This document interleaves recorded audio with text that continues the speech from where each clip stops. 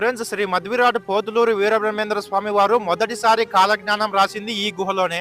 ఈ గుహలో విచిత్రం ఏమిటంటే ఇక్కడి నుంచి 60 కిలోమీటర్ల దూరంలో ఉన్న మహానంది క్షేత్రానికి ఈ గుహలో నుంచి దారి ఉందంట.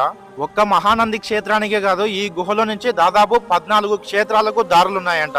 అలాగే స్వామివారు ఈ గుహలో కాలజ్ఞానం రాసిన సమయంలో స్వామివారు ఉపయోగించుకున్న కొలనిది దాదాపు 230 కిలోమీటర్ల దూరంలో ఉన్న శ్రీశైల క్షేత్రానికి ఈ గుహలో నుంచి వెళ్ళొచ్చంట. స్వామివారు కర్ణాటక రాష్ట్రం నుంచి ఆంధ్రప్రదేశ్ రాష్ట్రంలో ఉన్న బనగానపల్లె పట్టణానికి వచ్చి బనగానపల్లెలోని అచ్చమామ అనే మహిళ దగ్గర ఆవులు కాసే పని చేస్తూ బనగానపల్లె పట్టణం నుంచి 4 కిలోమీటర్ల దూరంలో ఉన్న రవలకొండకు ఆవులను మేపుకు రావడానికి వచ్చి రవలకొండ ప్రాంతంలో ఉన్న ఈ గుహలో కాలజ్ఞానం రాసేవారు. ఇదిగోండి, ఎగ్జాక్ట్ గా ఈ ప్లేస్ లోనే స్వామివారు కూర్చొని కాలజ్ఞానం రాసేవారంట.